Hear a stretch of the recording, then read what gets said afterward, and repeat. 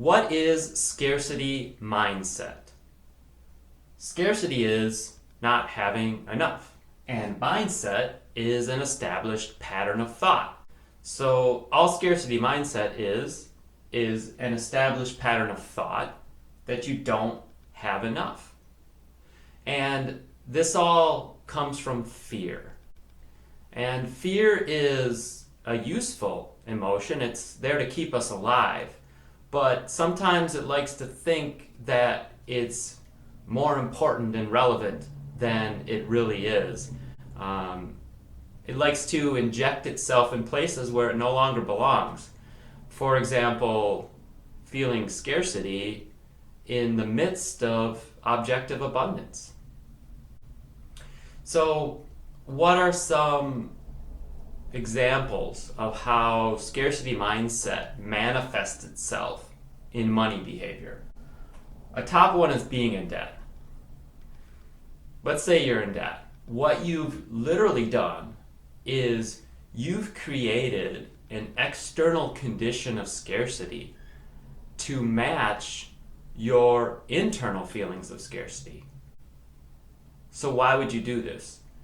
Well, you've done this to reduce cognitive dissonance. And what that is just an uneasy feeling that things aren't right.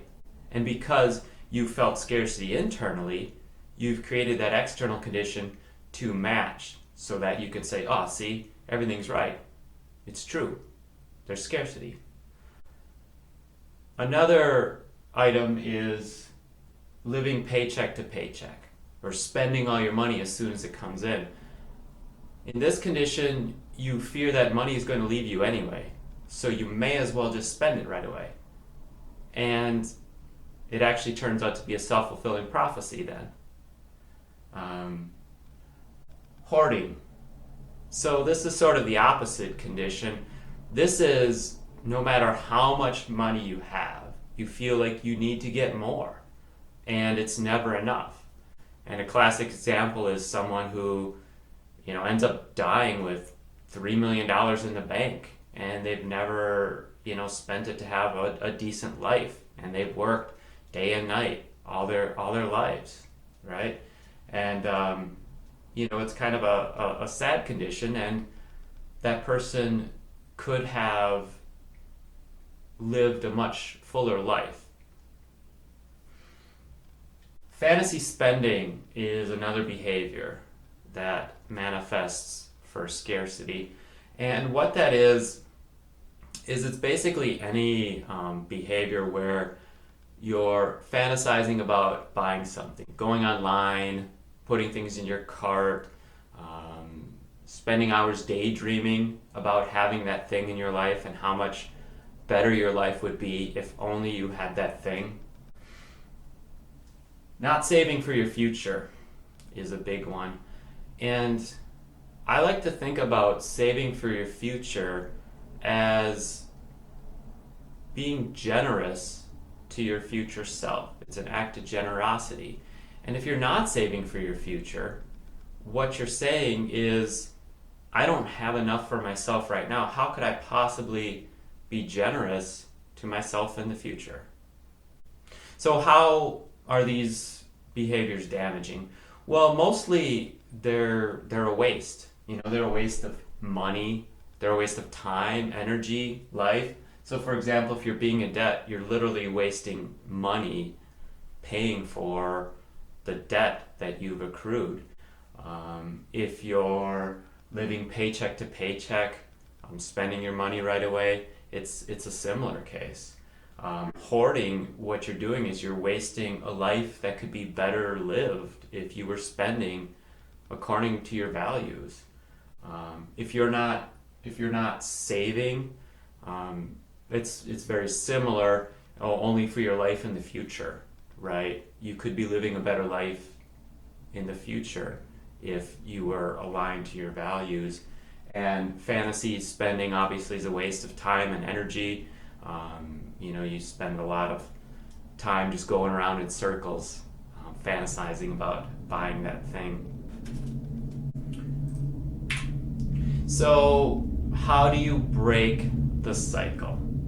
Well, it's simple, right? You replace a scarcity mindset with an abundance mindset. But it's not that easy.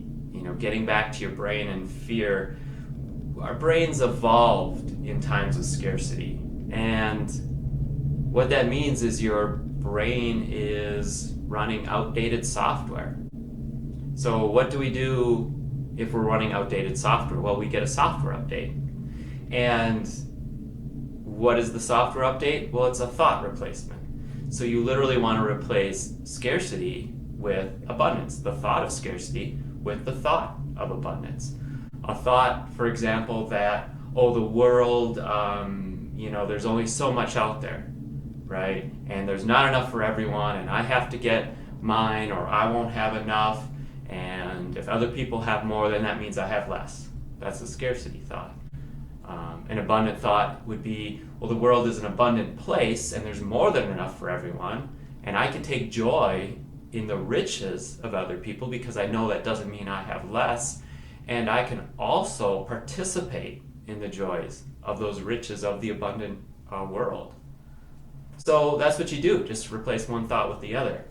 But, here's the problem with those two thoughts that I gave you. First of all, they're rather abstract and universal, but the main problem is that you might not be ready to believe that second thought yet.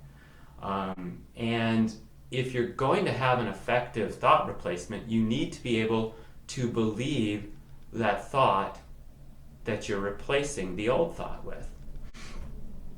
So you could try to brute force it, right? And I won't stop you from doing that. You could create your mantra of abundance, and you could meditate on it daily and place it someplace visible where you have to see it every day. And that might work out for some people, but I've tried that with things myself, and it tends to be a slog. So I want to offer you an alternative, and that is to just take a smaller step first. And the smaller step means replacing your scarcity thought with an abundance thought that you can believe. So for example, let's have a real world example here. There's something that you want that costs several $1,000s. Maybe it's a couch or a snowmobile, whatever it is, right? But you don't have the money right now. So your scarcity thought in a real world example is, I don't have enough money. Yeah? So your job then is to come up with an abundance thought that you can believe. So here are some suggestions for this case. So instead of I don't have enough money, it could be I could get enough money, and here's how. That's your abundance thought. And when you have that thought, you need to actually do the work of the here's how part and brainstorm some ideas on how you could get that $1,000. Maybe you would work some overtime, or do a side hustle, or sell some things that no longer bring you joy or are no longer useful to you. The important part is you work through that so that you then can believe the abundance thought that you're replacing it with. Another thought you could replace it with is something like, well, my life is full and enough, and I would still have an awesome life even if I don't have that thing that I would like to purchase. And if you replace with that thought, go through and note all the awesome things about your life and how it is fantastic and full even without that particular thing that you're not able to purchase right now. So this takes some work, obviously. You're not just saying, oh, I'll replace one thought with another and then wash my hands and I'm ready to move on, right? But it becomes easier along the way as you continue to replace those scarcity thoughts with abundance thoughts in a real world way that you can believe. And then you start to progress, right?